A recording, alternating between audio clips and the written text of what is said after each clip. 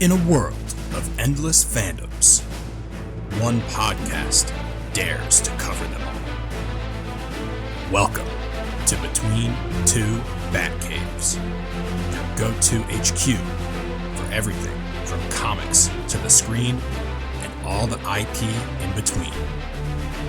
Join your hosts, Austin and Jordan, for weekly coverage of the comics, shows, and blockbuster hits that keep us coming back for more. So thanks for hanging with us and being part of the next entry into the Batcave saga. Alright, hello and thanks for hanging with us today on this episode of Between Two Batcaves. Special episode. We are your hosts. I am Austin Luke, and he is Jordan Brownstein. And today we are going to be reviewing Avatar, Fire, and Ash. Just realized we have to change our podcast name because we're not between two Batcaves right now. We're just in one. That's in one Batcave. That was my next point. I was going to say, if you're watching on YouTube or Spotify, first of all, thank you. Second of all, you might notice a change of scenery. If your screen it looks a little bit different because we are not in two cubes, we're in one cube. Because we are in one Batcave, not two Batcaves. We are in Jordan's Batcave today.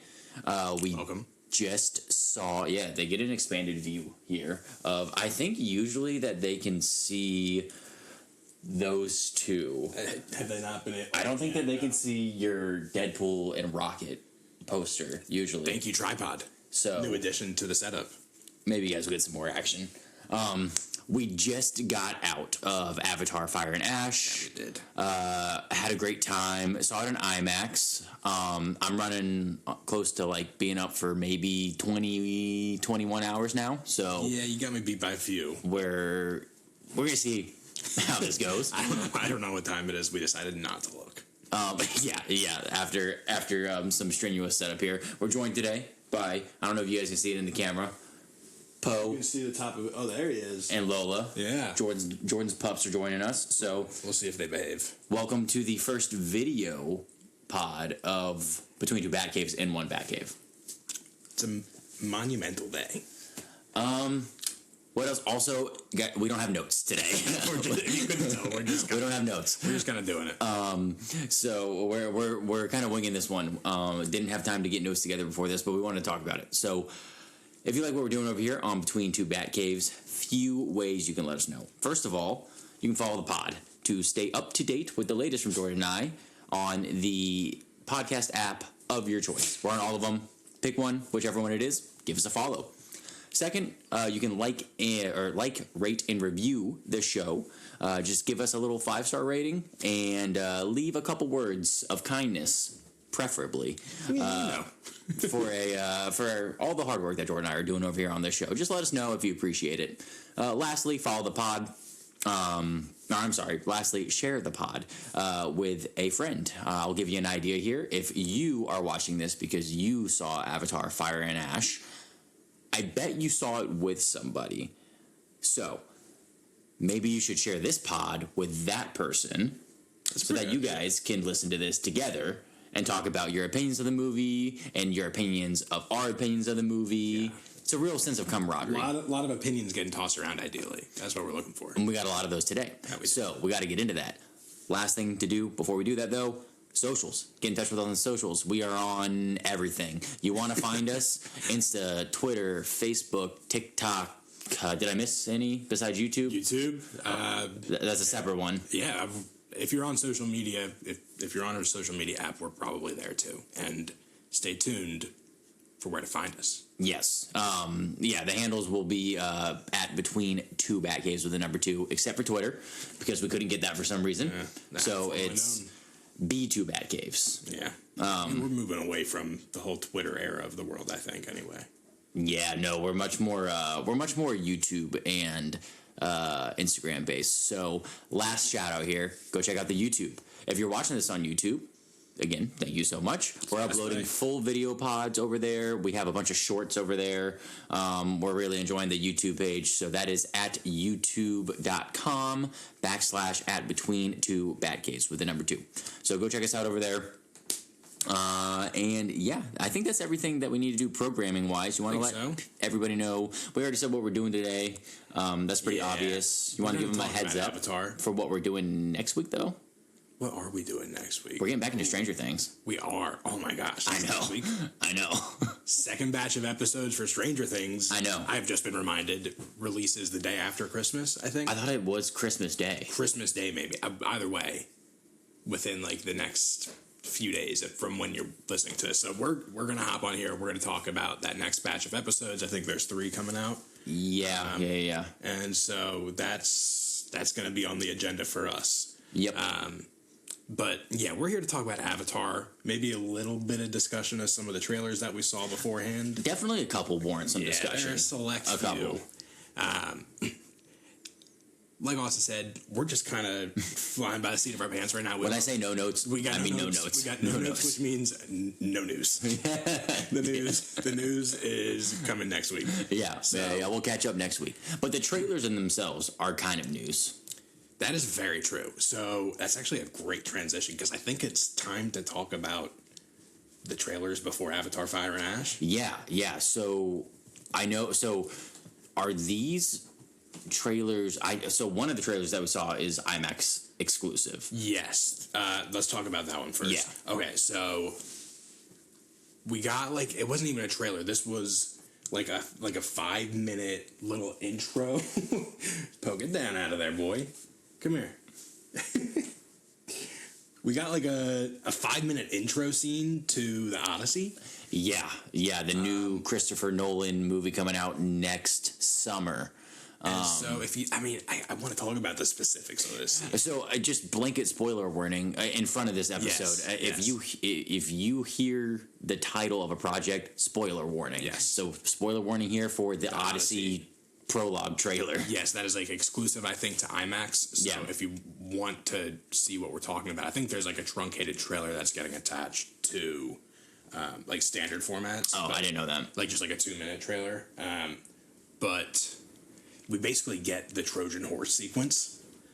And it was so sick. Oh my God. It was so cool. Christopher Nolan doing this Greek epic is just, the scale of it is so cool, seeing the horse, and there's a crowd of 100 people pulling it up, you can feel the weight of it. And it was so intense, just the quiet of the scene inside the Trojan horse was awesome. Yeah. And the you felt the tension in everybody in there, and especially when you have they're stabbing the Trojan horse to see if anybody's inside, and one of the guys gets stabbed, and then the guy next to him has the wherewithal to wipe the blood off of the blade with as it's withdrawn from his. Oh, it was so cool. It was so cool. Suffice to say, the Odyssey is I think my most hyped movie of 2026 coming up. Yeah, we mentioned it. Also, just something else I wanted to mention about the trailer was that we get our first look at the mythical creatures in this movie. We got to look at a Cyclops, which obviously is a big Polyphemus, I think. A big part of the Odyssey, the story of Odysseus is the mythical creatures and monsters involved. But yeah, so the first look at the mythical creatures aspect of it, which I think is really interesting because that's kind of different than anything else that Christopher Nolan has done. He keeps everything pretty grounded in what we've seen from him so far. So getting this look into the fantastical side of things. Yes, that's what I was trying to get out. I think he's doing this classical Greek myth faithfully. For from start to finish. Right, Poe? This Poe, he's my buddy. It's just good to get another Christopher Nolan movie coming out. What an insane run he's been on. Yeah, we said it after the trailer played, and again, it's weird because it's a trailer prologue. It's a whole thing, but we said it afterwards, and we looked at each other and we're like, this might be one of every every once in a while you get like one of those like movies that comes out that like you just know is gonna like go down in time as like one of the all-time greats, like the Titanic, you know. I was just like something ready like to that. run through a brick wall to go see this movie. I think this might be one of those movies. Yeah. I think that this really truly might be something that like we look back on like 50, 60, 70 years from now, and it's just like, man, like the Odyssey, Christopher Nolan's The Odyssey was a classic, like a classic film. I think this is going to be nuts how good it is. So, I mean, you get the cast, you get the music, you get the director, and you just get, like, I mean, we've already said it on the pod. Yeah. But that is the story. That's the story. It's like one of the first. It's like where like the hero's journey kind of came from. Yeah. So this could be something crazy. Yeah. I just like the lived-in feel of that scene. Like, just you feel the sand like under the boots. Yeah. The blade slices and John Bernthal just has like no business being as cool as he is. Yeah, like a really nice guttural war cry from him. Yep. And gosh darn, does he pull off the bald with a beard look? Yeah. He rocks that. Yeah, he can basically make any look work. Also, like the most we've got like a look at Matt Damon by far in this movie. Like you get the legend of the Trojan horse. Yeah. Like sorry, continue. No, I need to hear where this is going. The moment where you get the soldiers that infiltrate the palace walls, and they start to open it while they're fighting off guards that have become aware that they've infiltrated the wall. And then, they finally get it open. And then the gate opens, and the menacing, just armored figure. It's so good. It's so cool. It is so cool. I can't wait to see people, like, cosplay that. I was going to say, like, I've seen a lot of chatter online about how the costumes are not historically accurate. I do not care. I do not care. Make it look cool. That is the criteria. I don't really use this term, but, like, that's aura. That was aura. I mean, come on. Like, if you're gonna use it, that's it right there. You're not wrong. I mean, that dude had aura. It was crazy cool. Question. Do you pay the price of admission to go back and just see that, like, 6-minute sequence? Maybe. You're thinking about it, which is... To answer that question, I would have to formulate my opinion on whether or not I want to see Avatar Fire and Ash again, and I can't do that yet. we have to talk that through. I can't do that yet. We have to talk that through. But before we do that, I think there's only one other trailer that we really need to talk about. Yeah. And it's not even really a trailer. It's like barely a teaser. It's a character reveal. It's the teaser trailer for Avengers Doomsday. Yep. Steve Rogers is back. He's heard it here. And he's got a baby. So this is interesting because I know this got leaked online. Yes. I had not seen it at all. I knew of it, but like I had not seen any of the footage of it. So I had been spoiled. Well, I mean, I had to, because like I knew exactly what was going to happen, but I just hadn't seen the footage. So I will say, like, I do wish that it wasn't leaked. Because man, would that have been freaking awesome. But let's be real, like we both knew that Chris Evans was going to be in Doomsday already. I think everybody did. Yeah, I mean, it had been in the trades reported that he was coming back. Yeah, but to see him back on the screen and to get that minor Avengers theme on the piano again, like in a big crowded theater, I felt that in my core. Yeah, I was like, oh, like we might be back in 2026. So you got to think about what they're doing here. We have RDJ coming back as Doom. Yeah. We have Thor's still there. We have Chris Hemsworth. Steve. Here's what we know. We know Chris Evans is in this movie in some way, shape, or form. And I think we don't know, but I think we can presume that based off, we see a figure that we later discover as Captain America, Steve Rogers, drive down this like residential street on a motorcycle, park in front of a house, go inside, cradle a baby, and then it pans around and it's Chris Evans' face. Yep. Like, I feel pretty confident that is like 616 Steve after he went back to live with Peggy. That seems to make the most sense. I mean, are there any other theories that like of who he could be, or So I don't even know if it's. I hadn't seen anything. Yeah, I don't know. I don't know if I've heard any other theories about like Steve being a different version of Steve. Because I think it has to be this like our Steve for the story. I mean, I think this is going to be very much a direct sequel to Avengers Endgame. They're definitely setting it up. You got to look at like what was it, a couple weeks ago?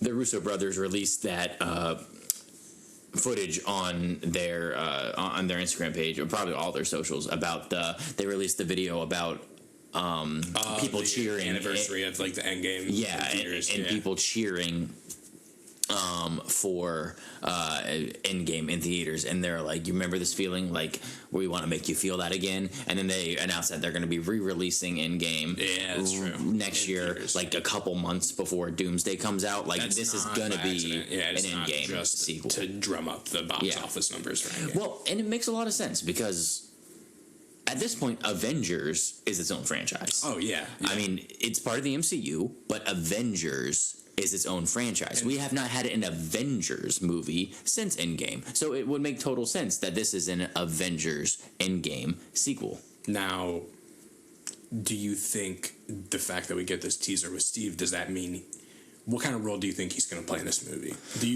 Okay. Obviously, RDJ is top billed. Yeah. Beneath him, there's probably a tier of, I would say, 5. And then beneath that tier, I would say there's probably another tier of another 5 to 7 or so. Mm-hmm. Do you think Steve falls in one of those 2 tiers beneath RDJ? And if so, which one? That's a good question. So the whole baby aspect is interesting because there's not very interesting. Really much precedent of like Steve having a kid, which is totally. MCU obviously does their own thing all the time. That's different from the comics, but to introduce like such a foreign concept is very interesting. And I mean, it's an interesting parallel to Tony in Endgame having a daughter, having Morgan. That's true. Yeah, that's true. Who is still around? Mm-hmm. So. Yeah, I don't know. I mean, I guess that doesn't answer your question, though, because how involved do I think he's going to be? I mean, I would like to say that because they put... This is the first thing that they have put out about this movie, and the first thing that they have put out about this movie is aside from the chair room. Aside from the chair company. Yeah. But... I would like to think that the first in theaters footage, trailer, teaser, whatever you want to call it, regarding this movie, it only features Steve Rogers. You think that means that he's going to have a big role to play?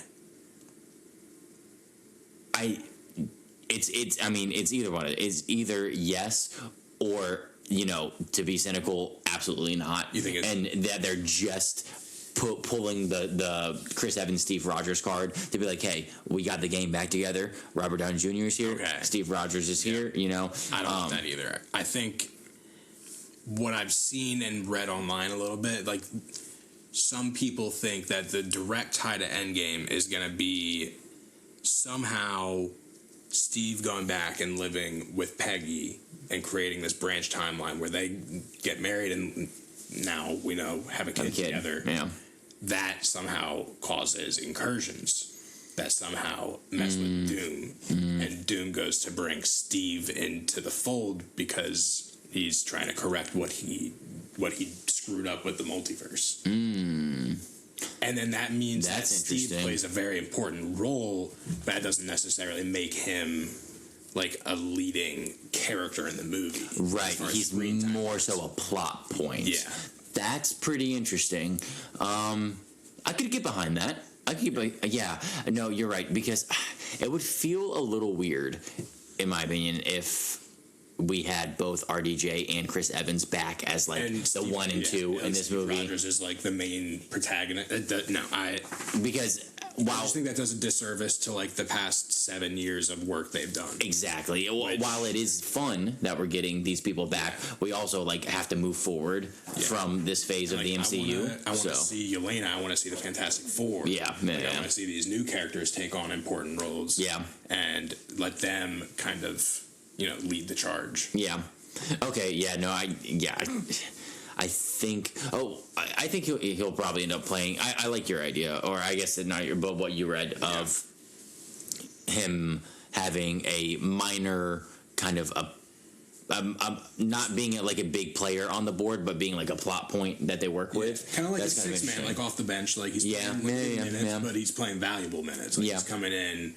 And he's putting up he's getting an assist on the board. He's getting some shots up. Yeah, I like that. Playing some good defense. Now, for anybody who doesn't know, they are going to be releasing 4 different Avengers Endgame teasers over the next 4 weeks. 1 per week.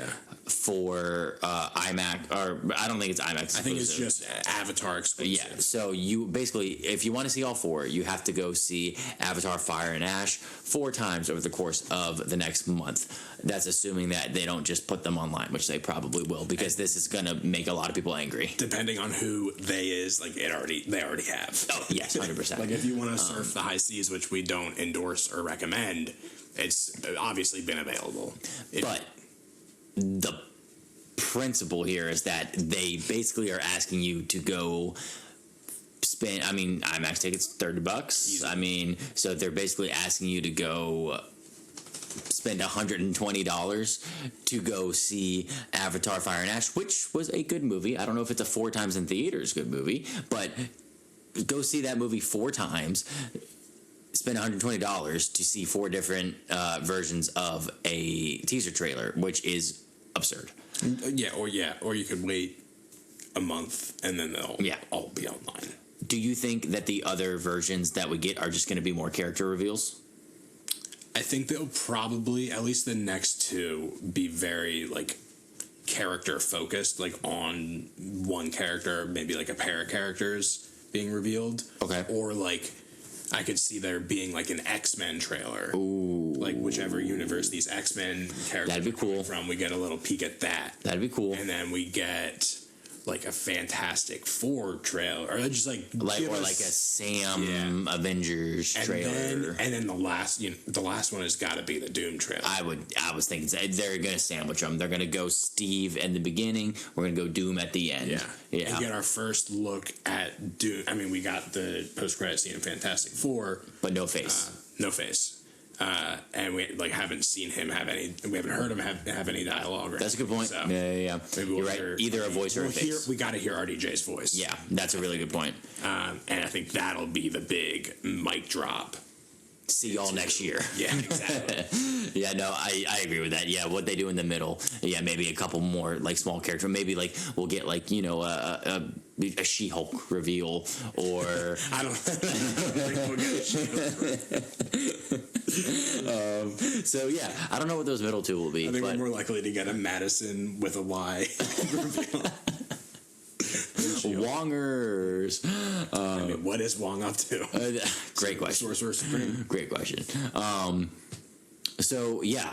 But nonetheless, Steve Rogers. He's back. We're a year away. Odds. Lo and behold, nobody saw this one coming. Any other trailers you want to talk about? No, I don't. Those were really the big 2 for me. Yeah. Odyssey and Avengers. I can't really. There was the freaky chimpanzee horror movie that they continue to make over and over again. That won't be seeing that. We'll not be seeing Primate. I can tell you that much. Let us know how that was. Yeah. Tell you what. Have to. No, dude, I think I'm ready to start talking about Avatar. Okay, so a little bit different here today.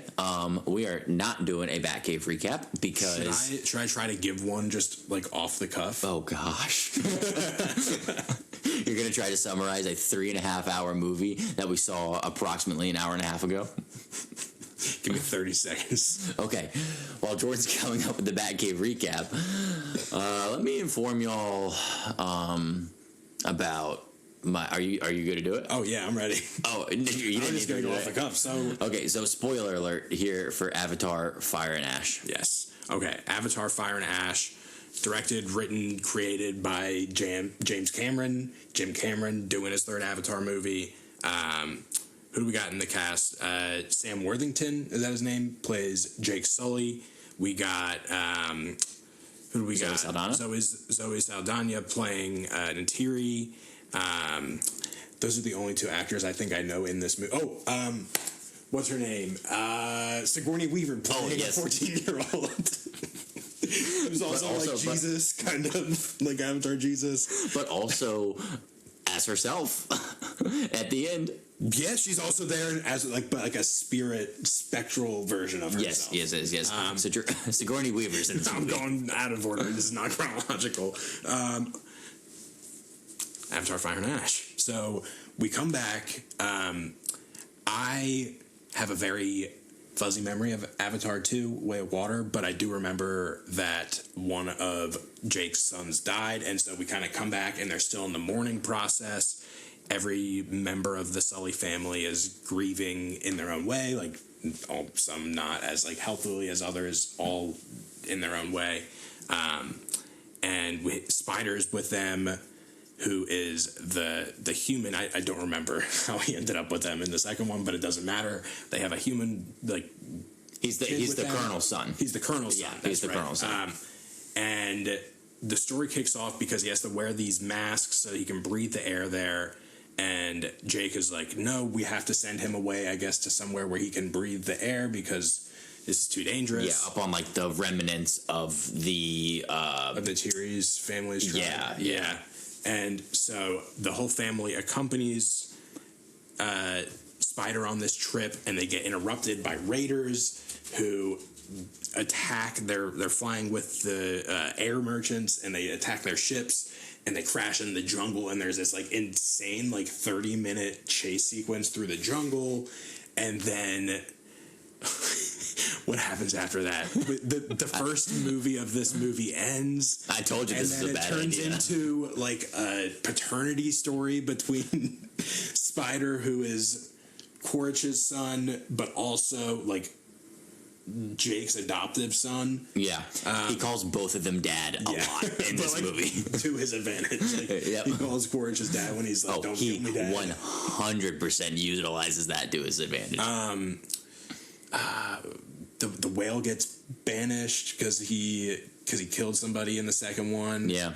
And the son is dealing with a lot of guilt because his brother died and he thinks it was his fault.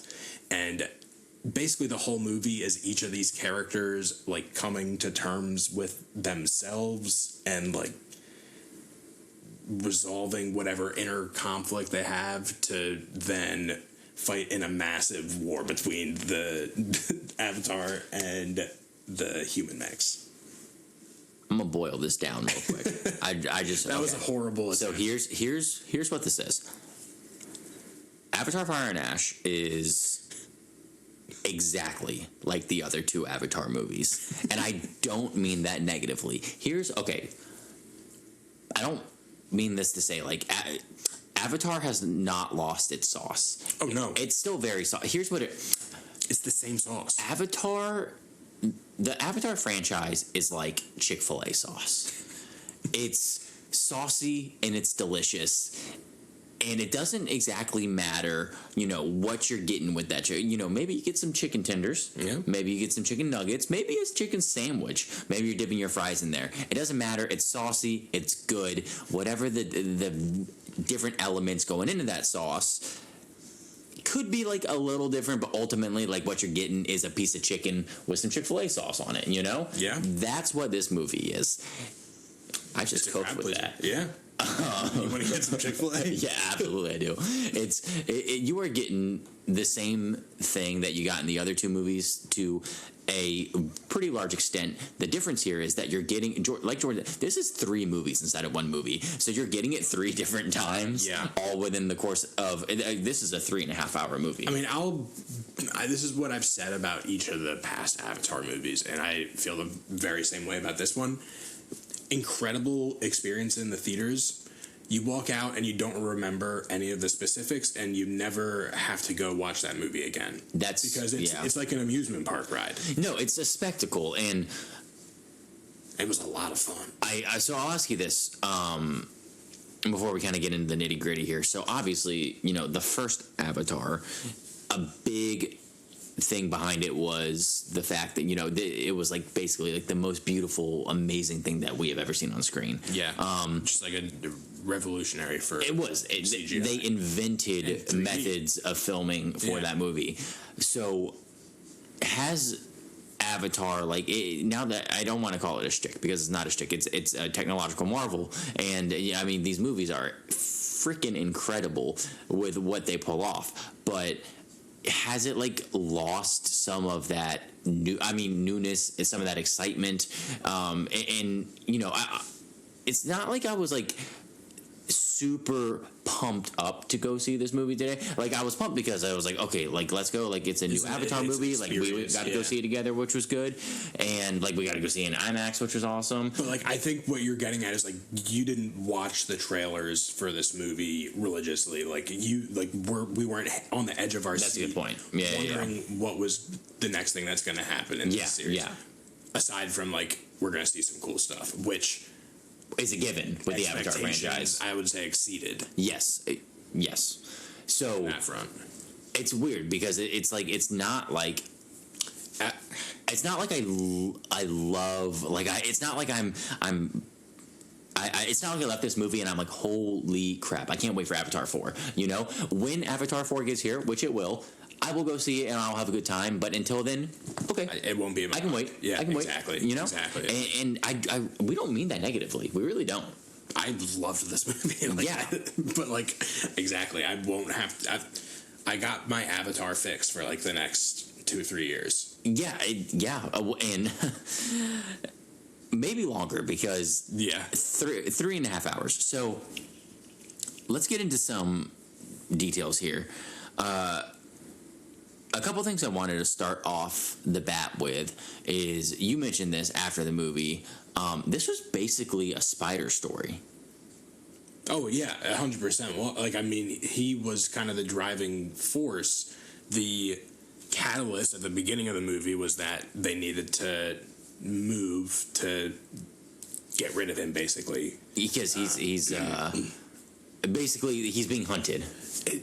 Exactly, and then he becomes the central point of the shifting dynamic between Jake and Quaritch, because Quaritch's sole mission here is to hunt and bring Jake Sully in, but he's also Spider's dad. Yeah. So that's the conflict within him, and then there are situations in this movie where Quaritch has to choose to put aside his Sully mission to protect his son. Yeah. And the shift there with Quaritch becoming an ally and a partner with Jake to go rescue the kids, I thought was so much fun.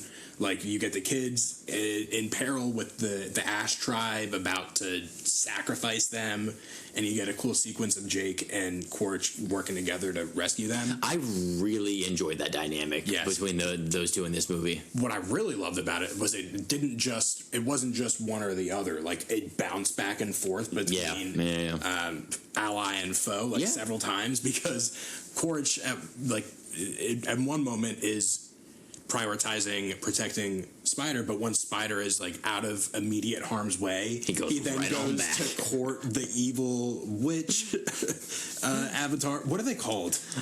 Okay, so what do you mean? What are they called? Avatar. The Na'vi. The Na'vi. That's right. Yeah. Okay. And I believe that her clan was the Ash people. The Ash people. Yeah.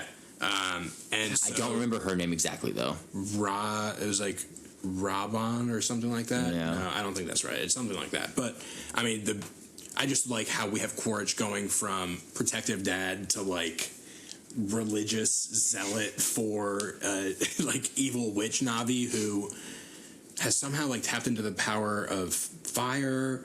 But that isn't really explored beyond like a crazy, trippy sequence where she drugs Quaritch and then like seduces him. So yeah, I was gonna. Okay, so I'm glad you mentioned that because first of all, in the room, right?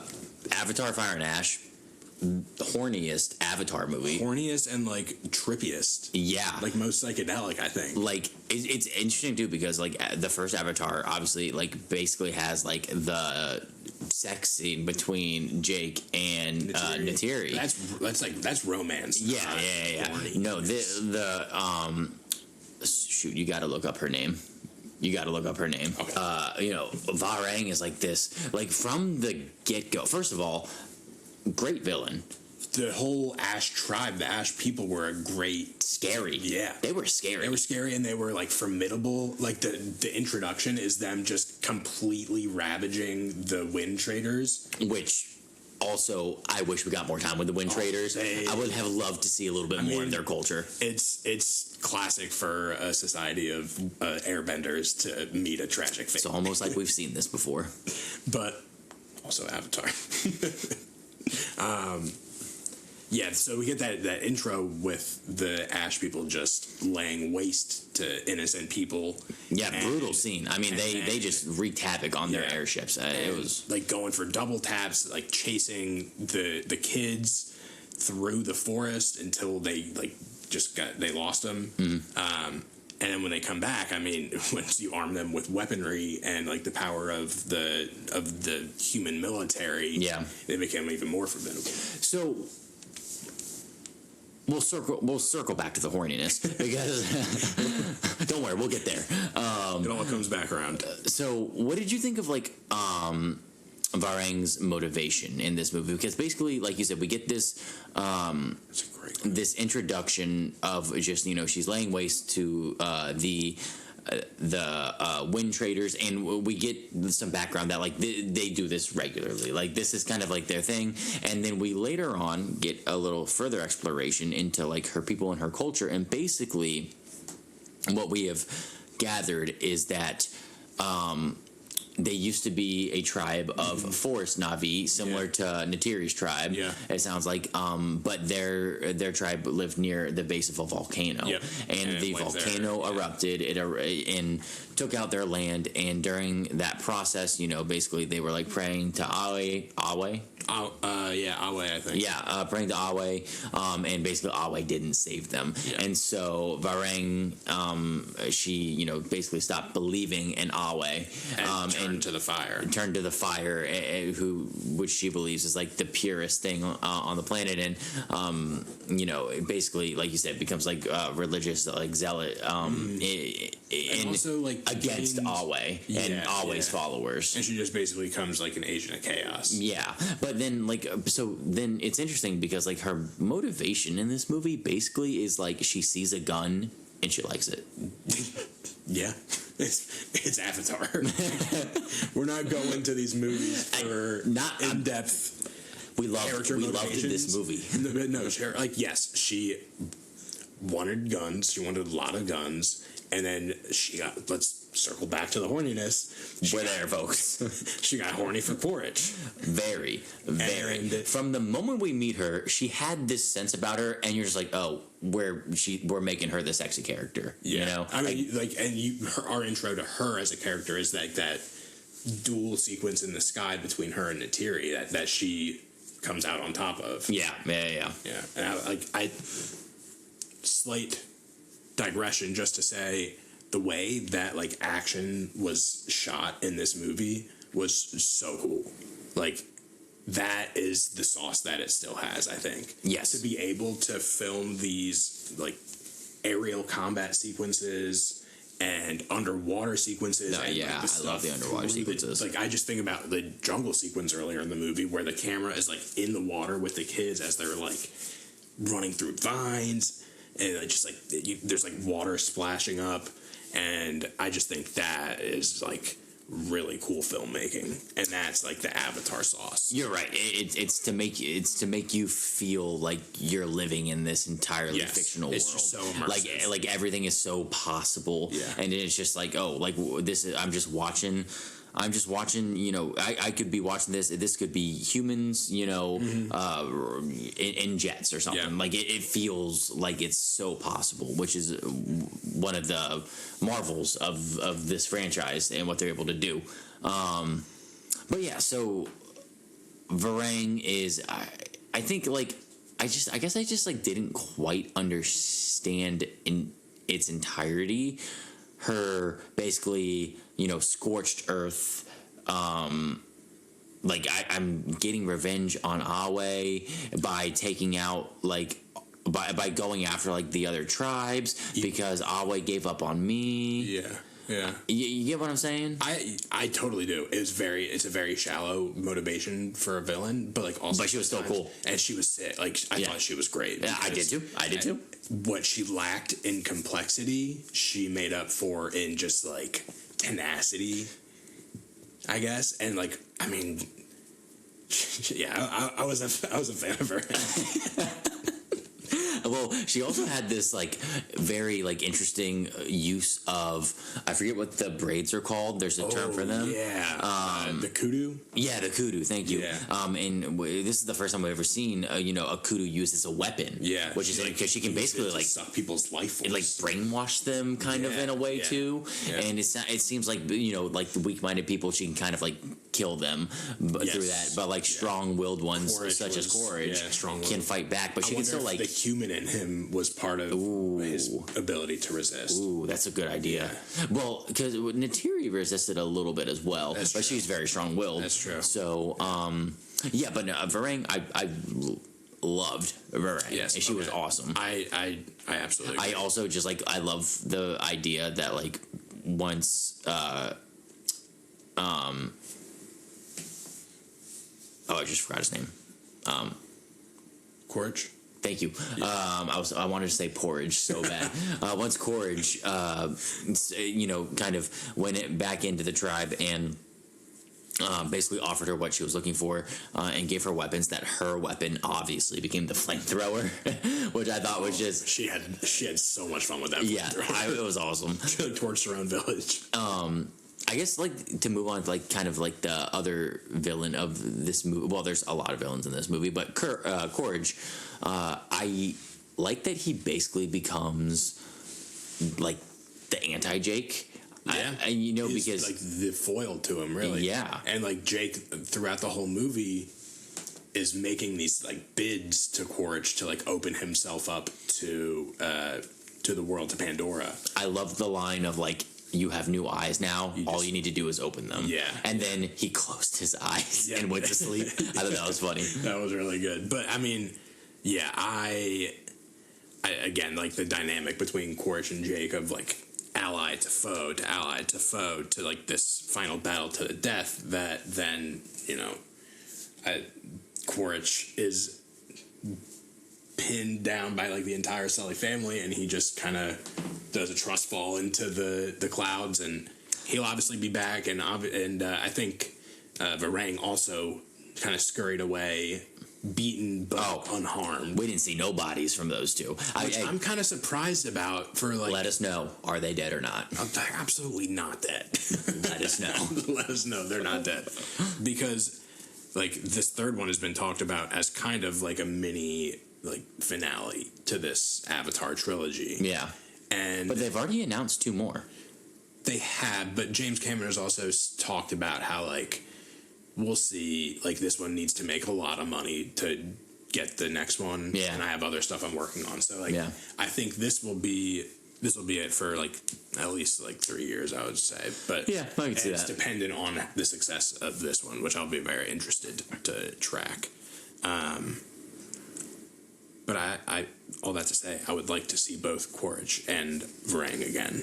Yeah, and I mean, like, in terms of, like, a dynamic, I mean, because you got to think about it like this as well. Like, I mean, not only is Courage the foil to Jake, but, like, in a lot of ways, Varang is like the foil to Neytiri. That's the perfect. I want to talk about Neytiri a lot. Okay, let's talk about Neytiri. Let's move on to that, because I think we should let's talk about the grown-ups first, and then move on to the kids. Yes. So let's go to Neytiri. Kind of reverse chronological order, because the movie starts as, like, very much so a movie about the kids. That's true. Yeah.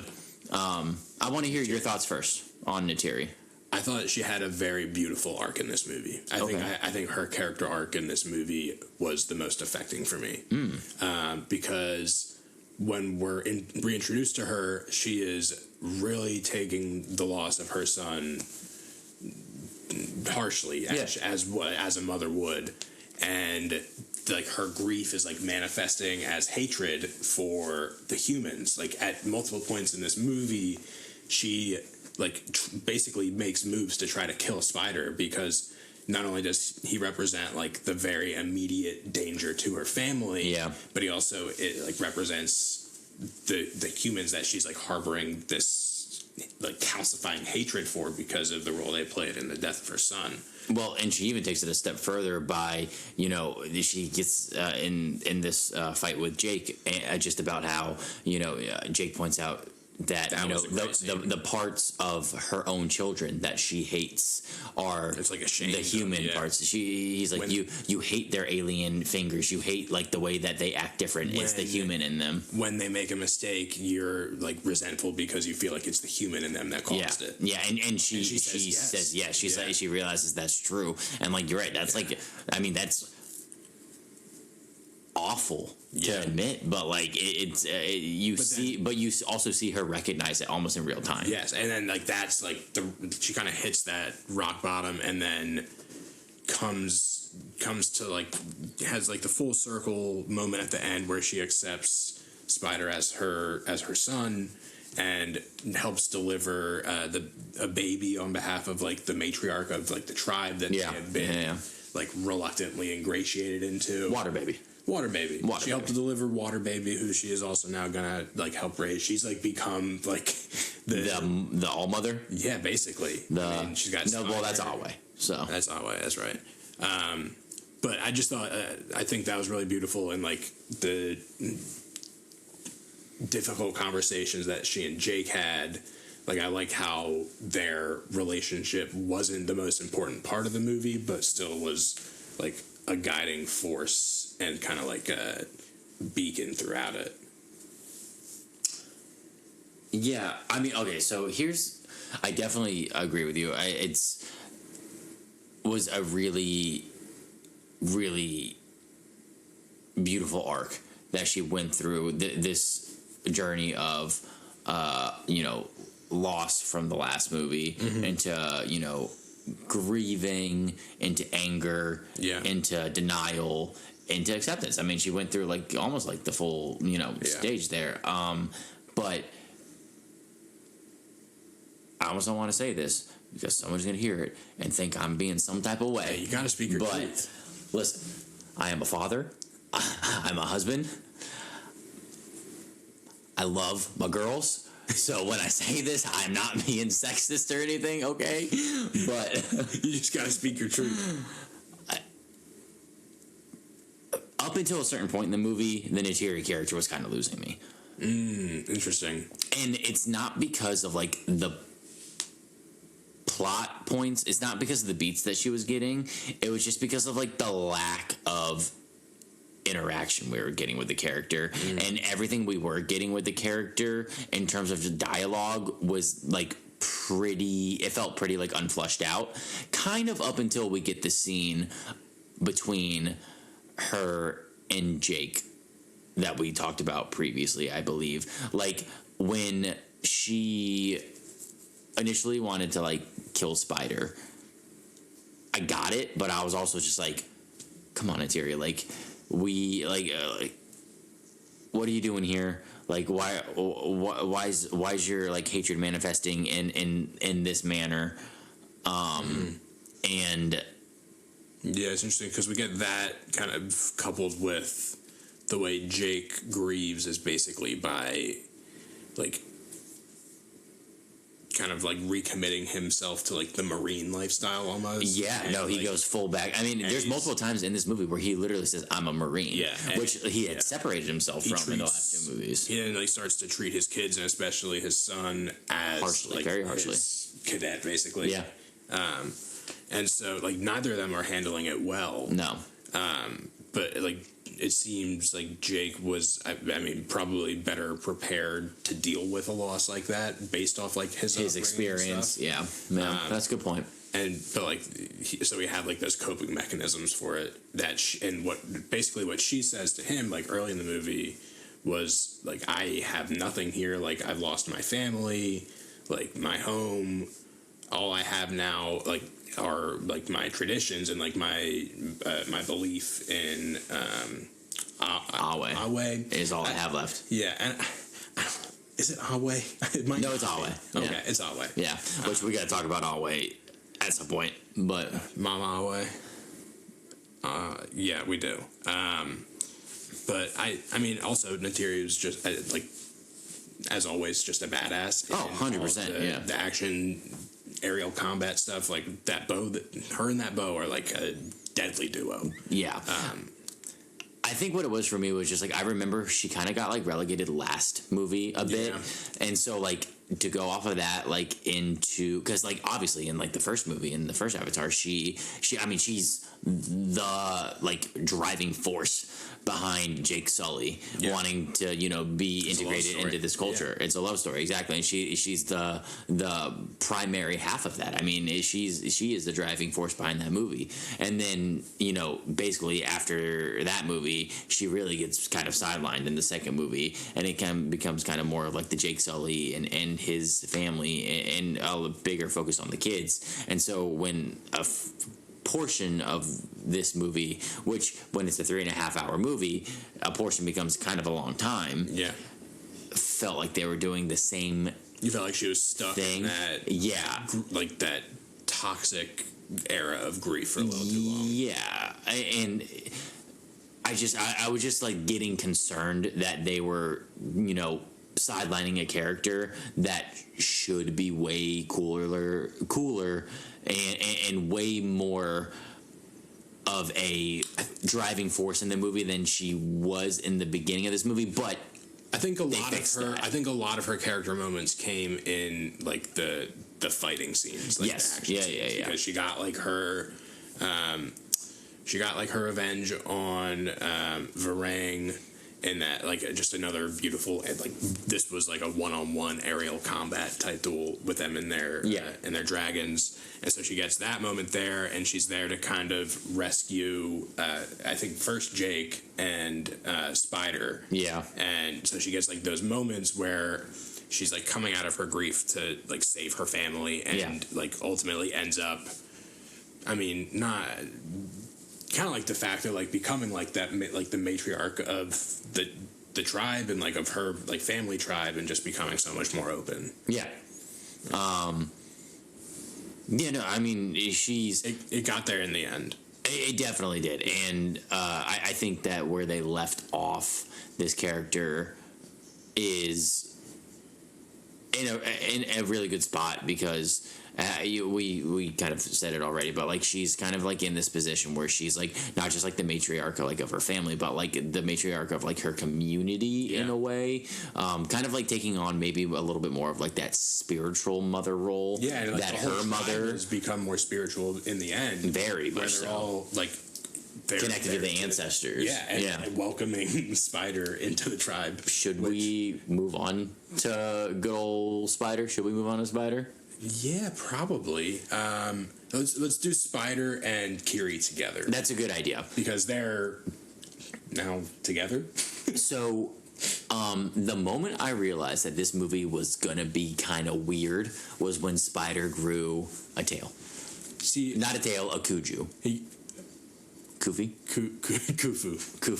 When the tentacle braid, Spider grows one of those in this movie, and that's when I knew we were in for an interesting ride. I was kind of on the trail a little bit before that, based off how he got his tail, which was, so this was like earlier in the movie, he's wearing the mask that allows him to breathe, and they're being chased by the Ash Tribe, and then ultimately Quaritch gets involved too, but the mask dies, and he's going to suffocate and die. But Kiri, who I remember in the second movie, she has like a deep connection to Awe. Deep connection to Awe, and like an interesting origin that is not totally fleshed out. So she's a clone, basically. which we learn in this movie, I think, right? I thought we learned that last movie. Maybe we did. Yeah. But so anyway, so she gets in touch with Awe basically to heal Spider and bring him back to life and in imbue a similar manner of how they did the transfer between the consciousnesses in the first movie. That's true. Between Jake and his avatar. I haven't seen that movie since 2009, to be honest. Wow. So, like I said, see it in theaters, love it, never again. So it's like it looks the same. You know, he's connected to the ground. All of the stuff starts to grow up over him. And so then he's able to breathe the air, and then he grows Khufu. Yes, he grows. Spider basically becomes. It's like he kind of becomes like the. He assimilates. Yeah. I mean, because, but so I will say, like, while it was happening, I was like, oh, this is what we're doing. We're just making Spider like able to like live on this planet now. But as it was happening, I kind of realized what they were doing. I was like, oh, this is actually going to work pretty well because how they use this basically is like, okay, well now we have to capture Spider, to figure out how to replicate this so humans can come and infiltrate and live on Pandora. Yeah, and which is that's what this franchise has always been about like fighting, like basically the deforestation. Pretty much like fighting the like plague that is humanity on the planet. Yeah, like that's the message that they're putting across, and so here that's furthering the message that was conveyed in the last two movies of like now we have a way to get humanity here without all of the issues that come with living here outside of like the extremely dangerous like animals and stuff that live there. Worth it. And that's kind of the context within which Neytiri multiple times like makes moves to try to kill Spider because there's like that would solve all our problems, and he's what do they call him? A pink? Pink butt? Pink skin? I think they call him pink skins. Yeah. He's like, what's another pink skin, Yeah. To the blade. I think he was kind of like that. He played a very interesting, like, important role in the movie. And like Spider's basically Tarzan? Yes. And the comedic beats with him were like I kind of laughed in the moment every time he like dropped one of his lines. Oh gosh! Can't believe that that just happened or something like that. Like he felt like sometimes he was in a different movie, and I sometimes laughed out of disbelief that it was happening. Yeah, he was like. He said, you guys can't shoot me, but you know what you can do? Kiss my like it's just the way he would react to certain things. You're right, his dialogue was when the scientist when he like met up with the scientist, he was like, yeah, well, I'm good with the whole breathing thing. There's like the revelation to this human scientist that he could breathe. There was more than a few times in this movie where Spider's dialogue, I thought to myself, that's the best you can come up with. That's what you got right here. It was a bit of a weak link. Yeah. Compelling story, compelling plot line, 100%. But dialogue, but like you mentioned, he's kind of like coupled with Kitty in this movie, who has I've been avoiding this because I don't know what the heck was going on here. Well, they kissed. They did kiss. Yeah, they did kiss. So they got that going on, which is weird, like brother, sister, boyfriend, girlfriend type relationship. I don't want to get into that. Actually, they're not. They're not related in the slightest because again, she's a clone and he's a human. But they're all living under they're all a family. It's a little scandalous. It's a little weird. We're not getting into it. What we are getting into is, basically they form this like deep connection with each other because Kitty has this deep connection to Awe, and basically, in order to like achieve her full potential within, it's AWOL. I knew it.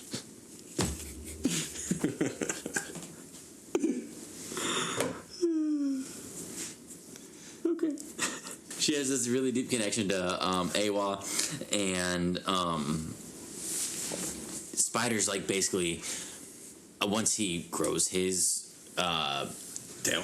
Yeah, We're done trying to get the names No, right. It doesn't matter. Once he grows his tentacle tail, he basically like is able to help her connect to Awa, the Great Mother, and I don't know what we're doing fully with the whole Kitty connection to Awa. She's Navi Jesus, right? Like she's divine.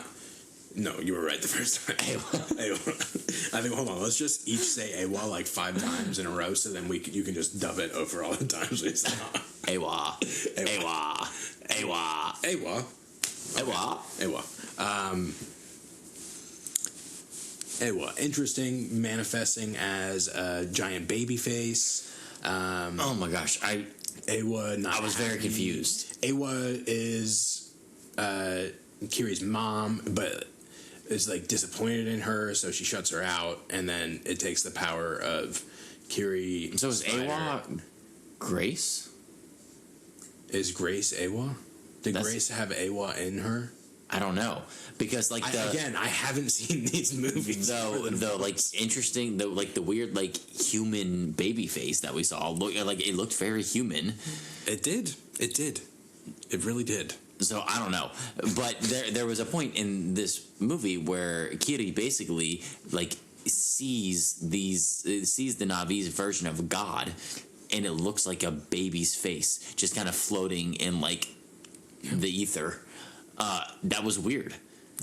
This movie was weird. This movie was weird, but like it was really good. It was really good, but it was really weird. It was really weird. This is definitely the weirdest Avatar movie, and I appreciate that. I appreciate that we're doing weird well. That's a good point. Yeah, no, that's a really good point. It's you said it once we got it. Like James Cameron, like he swung, and I think that he knows that he can with these movies. I think it's interesting because like they obviously, I mean, I think this one is going to be pretty successful, and the first two are obviously massively successful. Yeah. But I mean, the conversation around Avatar is like, it's made all this money, but does it have any kind of like lasting impact? Yeah. Which like, does it have to? I mean, does it have to? Is it successful if it just makes like $2 billion over the course of a few months and then kind of fades into the background? Like, I think that's really successful. I mean, yeah, in terms of like if you're getting that many people to go see the movie, yeah, and you're from a business perspective, you're making a heck of a lot of money. And then like you give people a crazy 3+ hour experience that they have a great time with and then never need again. Like, yeah, I think that's valuable. I think ultimately the first one will kind of go down in the books a little bit more than the subsequent entries, just because of the technological advancements that were made in filmmaking because of that movie. I think 2 and 3 are better than they could have been. That's fair. Yeah. Like I am pleased with the level of like quality and care that you can tell James Cameron like put into these movies. Yeah. And I think that's why because it was a 3-hour 15-minute movie, and it was like we felt it, but at the same time I think it was paced really well, and like I wasn't ever at a point in the movie where I was like looking at my phone like wishing it was coming to an end.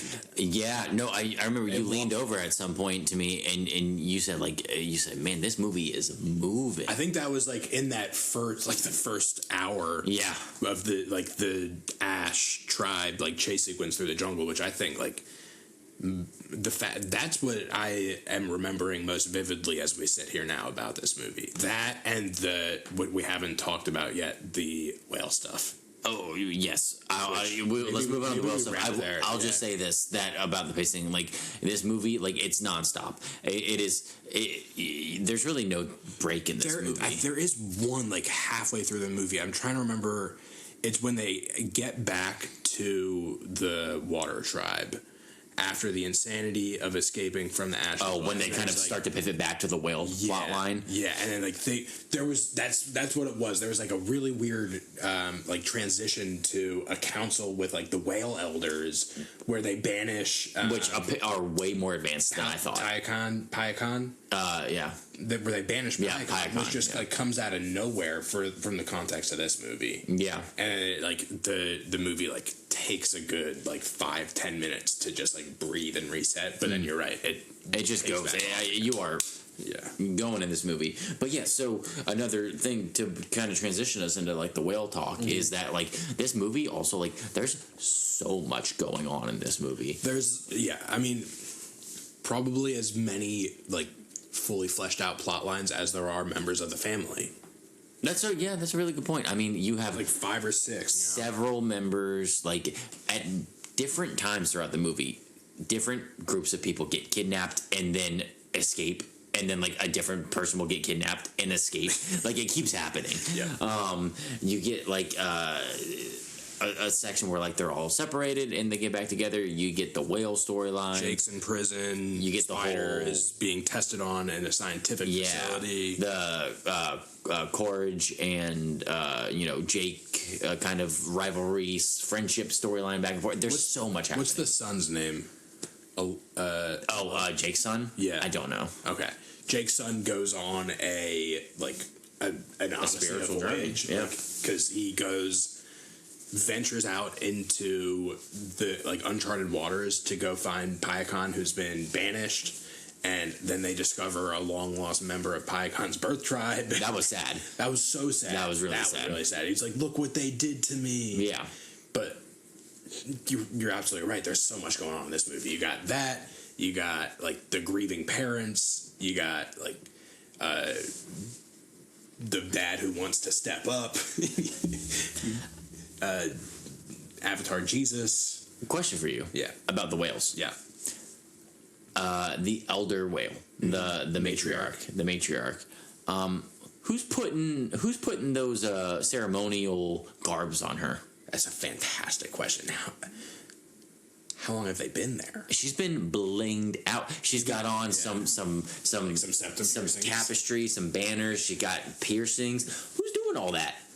She's got a guy. This is a giant whale. She's got a guy. Who's doing all that? You get under the water, and then you get your entire pod just to get the job done. I mean, I was impressed, needless to say. Also, you know what I love? I love the way that the water looks when they speak. Like the way it ripples. Yeah, and like vibrates. Yeah. That was really cool. Dude. I like that visualization. I don't think water has ever looked better than these two movies. Yeah, it's And I mean, the Payakan stuff was so sad. Really sad. And I remember it being sad in the last movie as well. I liked how it ultimately led to the son kind of getting his like coming of age moment to go implore the whale council of elders to fight back against the humans. Yeah. And then to accept Payakan back into a civilized whale society. But here's the problem. Now I want to know what goes on under the water. You know what I mean? Show me the whales. Show me the whale cut. If the matriarch is able to don ceremonial garbs, there's a lot going on down there that we don't know about. She's got to put it on somewhere. Where is this happening? Where's the whale changing room? I need to know more about the whales. But no, I mean, it's for a little bit I was like, is this too much? Like, is the whale part of this movie too much? Because we kind of did it last movie, but as it further developed and we got more of like the elders involved and stuff, and I was like, okay, no, this isn't too much. This actually works really well. Yeah. It's just cool seeing like I love how the water tribe has like that symbiotic relationship with the whales. Yeah. And they communicate with them and like commune with them. Yeah. I don't really get tired of that. Like I don't get tired of getting to see like these like beautiful sequences put together. Yeah. On IMAX. Yeah. I find it interesting too, like with the water tribe, that like their relationship with the whales is kind of like it seems to me like it's unlike any other relationship that the Na'vi have with any other creature. Just because of like the intelligence that the whales have. I was going to say that's like a big statement, I think, about their intelligence, because they do bond like so deeply and like intimately with their other animal compatriots. Like, dude, but some of the saddest, actually all the saddest moments in this movie surround the animals getting hurt. I hate watching one of them get shot. Seeing one of their riders get their wings burned up. I'm like, don't do that. Like kill one of the kids. Sucks. Yeah, don't hurt the dragons. We just got demonetized.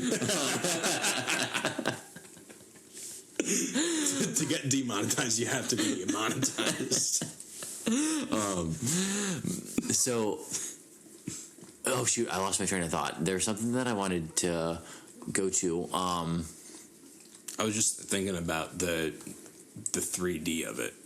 Oh, good point. Because I don't care about 3D movies, but I liked it. Yeah, I loved it. I think this is like the right way to use 3D, where it just added depth. Just a layer. A layer. Yeah, just a little bit, like, where it's like, oh, okay, like, that RPG is in front of her. Yes. You know? Yes. Or, it's just a little layer. It's just the immersion factor of it. And it wasn't about, like, although there were a couple moments where, you got an arrow kind of shot past you. I mean, like, water splashed up at you. You gotta do something cool in 3D every now and then, right? Yeah. But...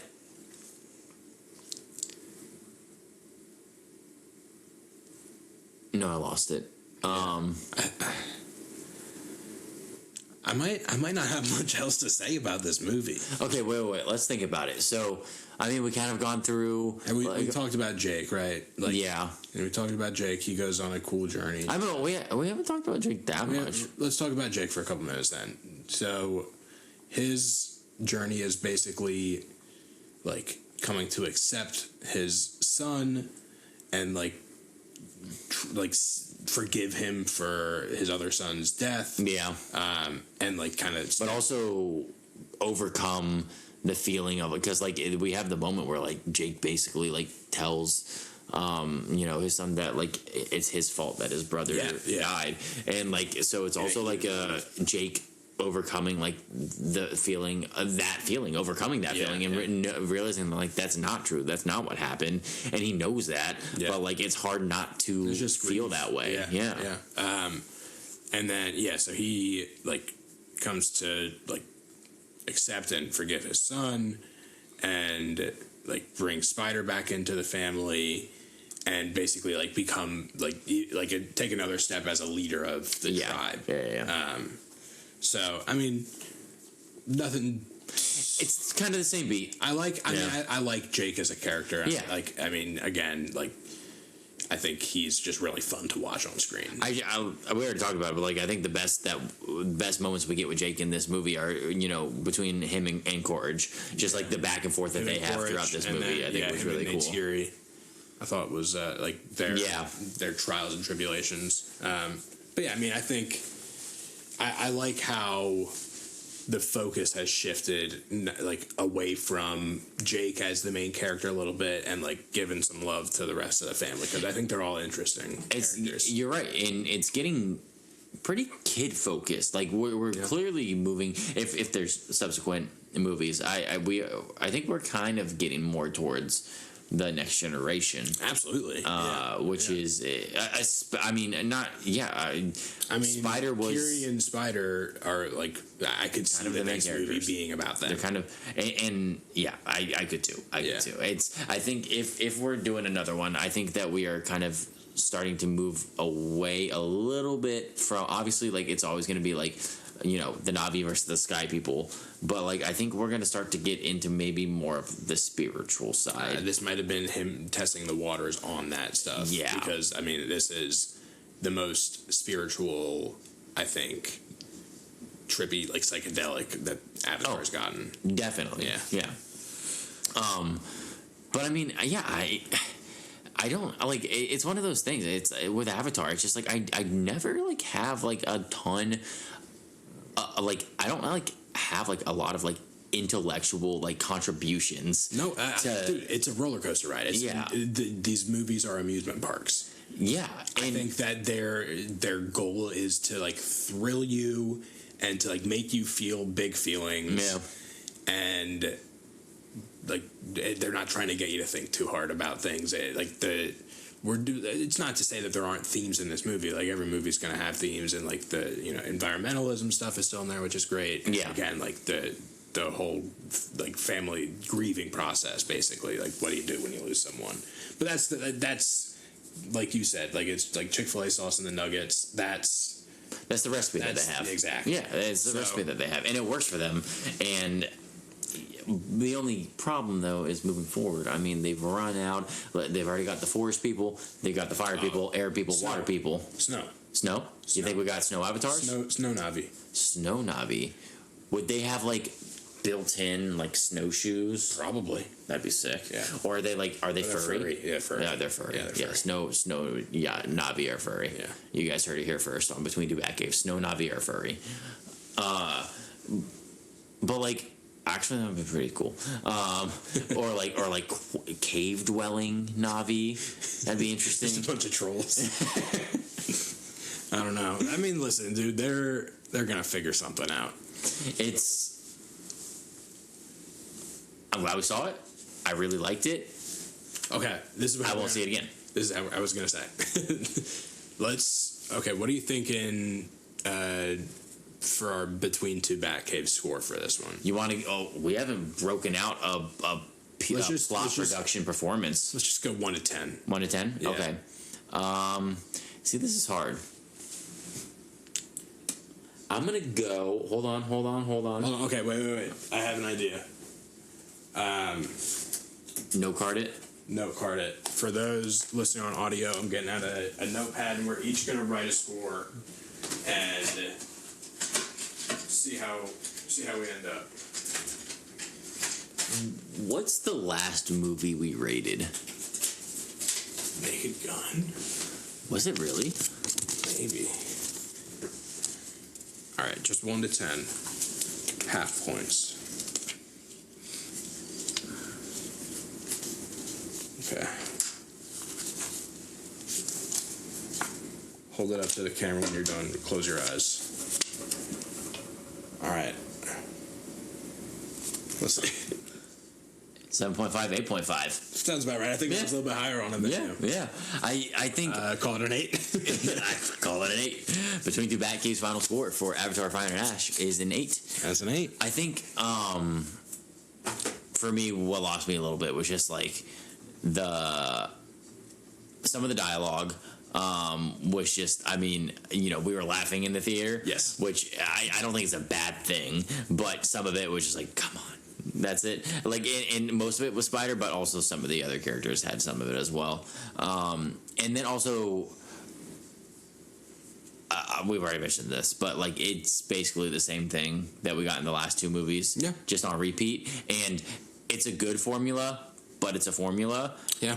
And we got some great new elements to add into that formula in this movie, like Varang, but I would like to see something a little different. We're getting it with Avatar 4 when they go into the mountains with Kiri and Spider and Water Baby, and they make a water baby. Yeah. Ooh, what if I'm already seeing Avatar 7 in front of me. This is following Kiri and Spider's daughter named Speary. We're getting to the point where we gotta wrap this. We gotta wrap. Oh God, I would guess 12:30 right now. Oh God, I've been awake for too long. Yeah, we're starting not to make sense. So if you made it this far, we appreciate that. Thank you for hanging with us on this very special episode Between Two Batcaves. If you like what we're doing here, let us know on the socials.